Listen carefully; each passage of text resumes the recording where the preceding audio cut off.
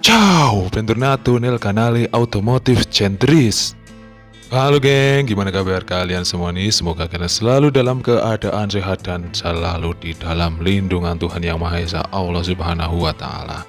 Oke, di video kali ini kita akan ngebahas nih rumor-rumor yang sedang hangat dan santer-santernya soal kehadiran dari Kawasaki itu mau menghadirkan produk yang ada kode-kodenya itu AT, gengs.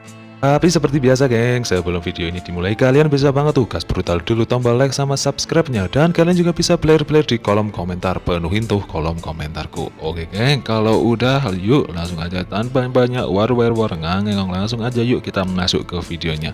Langsung aja yuk kita cek. Kayak yang kita ketahui bareng-bareng geng, kalau Kawasaki itu emang sejauh ini track recordnya itu mereka itu main di motorsport ataupun motor-motor manual gitu ya guys ya. Jarang banget loh Kawasaki itu main di sektor motor metik, karena mungkin mereka itu punya idealisme sendiri ya. Mereka itu emang lead, don't follow. Mereka itu senangnya jadi pionir, nggak mau ikut-ikutan sama yang lain.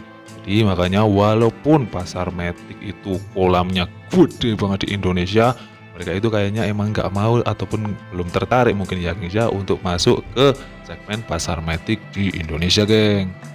Tapi baru-baru ini santer banget loh geng kalau beredar kabar Kawasaki ini akan mempromosikan mungkin atau menghadirkan motor yang memiliki kode itu belakangnya AT geng. Dan kayak yang kita tahu kalau AT, inisial kode AT itu kan biasanya metik ya gengs ya. Dan balik lagi geng soal santernya rumor ini, rumor yang mengatakan kalau Kawasaki mau menghadirkan motor berkode AT ini membuat dunia otomotif se-Indonesia itu gempar geng. Mereka ini jadi bertanya-tanya apakah benar Kawasaki mau menghadirkan sosok motor metik di Indonesia. Ya sebenarnya Kawasaki emang udah punya ya sosok motor metik itu, tapi ya mereka pasarkan di Eropa geng. Namanya itu Kawasaki J series ya geng ya. Ada J125, ada J250 sama J300. Walaupun ini nggak benar-benar murni produksi dari Kawasaki geng. Ya kalian tahu sendiri kan kalau Kawasaki J series ini merupakan kolaborasi antara Kymco dengan Kawasaki.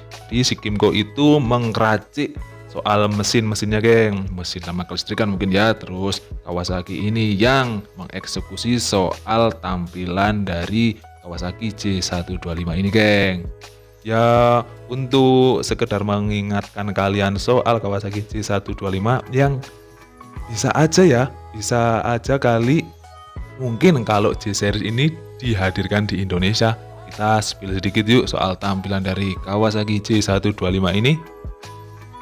Mungkin kita bisa mulai dari bagian desain dulu ya guys ya. Untuk desain dari Kawasaki J125 ini ya kalian bisa lihat dan nilai sendiri geng. Kalau desain dan dimensi dari motor ini tuh emang gambot banget dan sporty banget ya kan. Yaitu punya perpaduan antara lekukan-lekukan bodi bertumpuk-tumpuk namun elegan dan juga sporty geng di waktu yang bersamaan. Dan desain tegas dan tajam-tajam ini emang khas Kawasaki banget toh. Kalian bisa lihat tuh bagian dari lampunya itu ngingetin kita toh sama Kawasaki Ninja yang full injection yang generasi pertama toh. Dan desain tegas ini emang mungkin udah melekat banget ya sama Kawasaki. Dan Kawasaki J125 ini bisa dibilang punya basis desain itu yang mirip atau bisa juga dikatakan sama geng sama kakaknya yang J300. Tak ketinggalan tampang depan ini emang sangat banget geng. Dan itu ditambah dengan bagian bodi yang mendukung sama bagian jok itu menambah kesan. Dan ditambah dengan emblem-emblem itu emang nambah kesan elegan tapi sangarnya ya guys ya.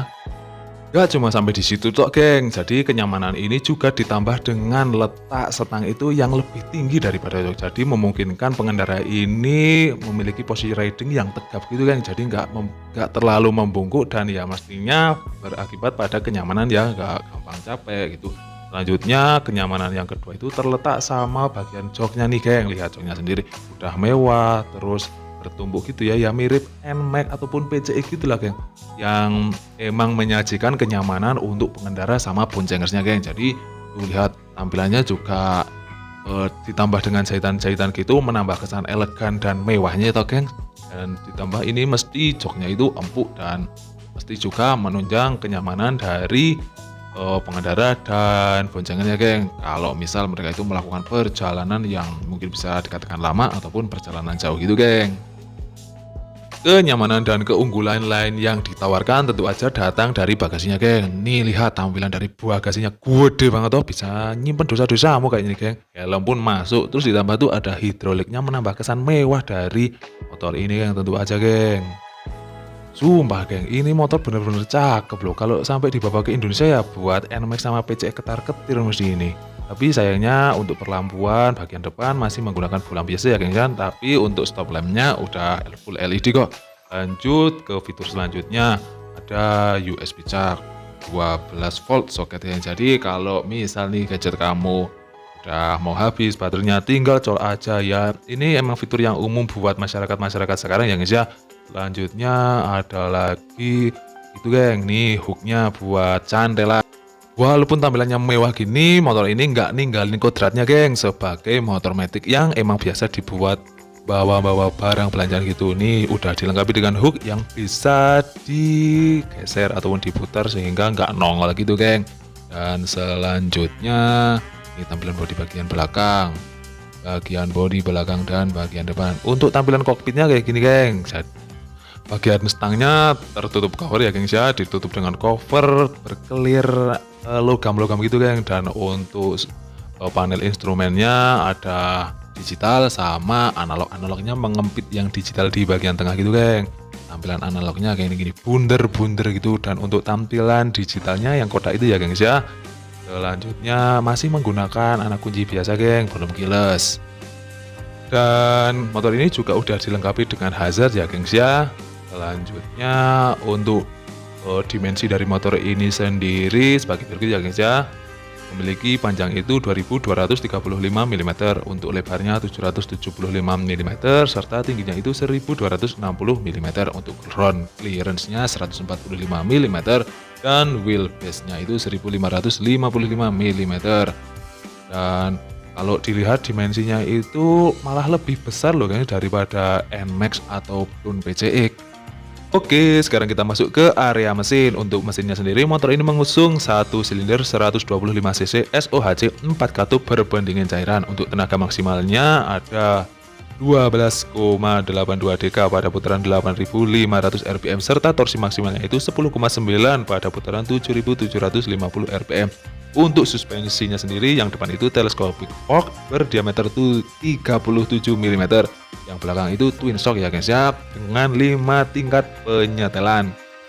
Untuk fiturnya sendiri udah disematkan ABS ya, pilihan ABS. Untuk ban depannya menggunakan ban berukuran 120/80, ringnya itu 14.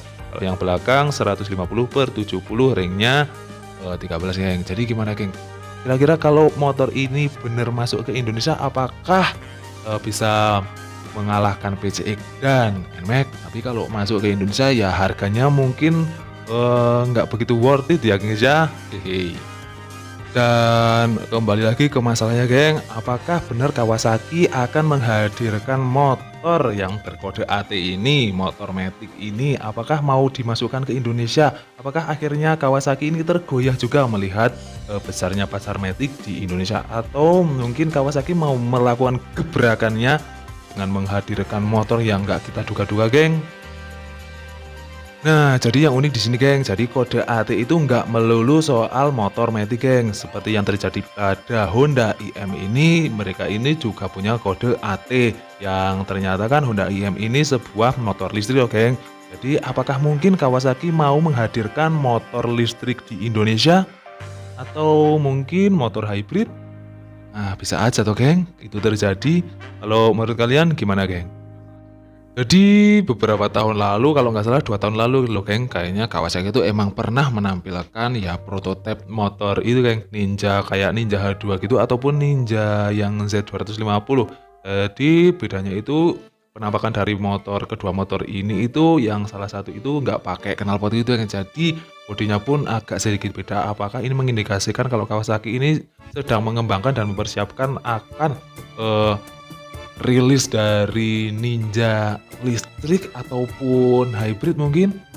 Oke, sekian dulu video pembahasan kita soal Kawasaki yang akan menghadirkan motor dengan kode AT. Sekali lagi makasih banget ya geng kalian udah nonton video ini sampai akhir. Mohon maaf banget kalau aku ada salah-salah kata ataupun informasi, mohon banget dikoreksi ya geng ya. Sekali lagi makasih kalian udah nonton video ini sampai akhir.